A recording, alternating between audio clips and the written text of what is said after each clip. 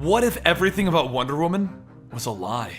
Welcome to the Complete Story Series, where I take trade paperbacks and single issues and I break them down into digestible ways to help you understand. Then I read it dramatically back to you. All alterations to the panels, text, and images are to prevent copyright problems, and all art is owned by its respective companies. This is a rebirth, a DC rebirth. It is not a reboot, it is a new status quo as DC brings back the things that you loved about your favorite superheroes, putting them back into the existing timelines. We are currently showcasing the 0 issues of Rebirth, basically the single issues that set up the new storylines, so that you can watch these and decide who you want to check out and use them as starting points. Each of these Rebirth comics is continued in the mainline book of the same name, and this is Wonder Woman. Something's not right with Diana's memory.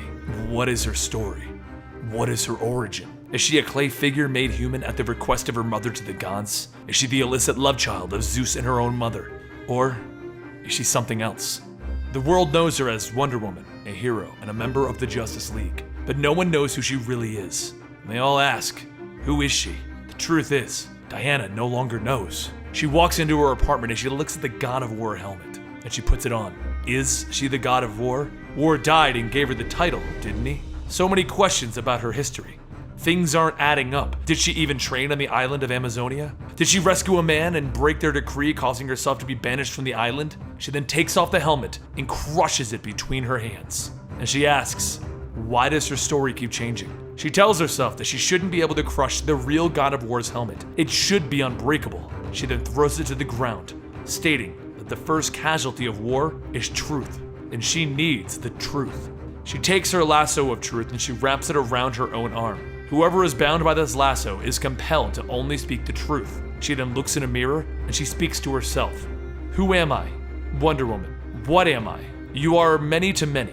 Peacemaker, warfighter, true friend, companion, trusted soul. But you have been deceived, she tells herself in the mirror, and is stunned by this revelation. She takes the lasso off and she shatters the mirror in front of her, and she begins to wonder, who did this?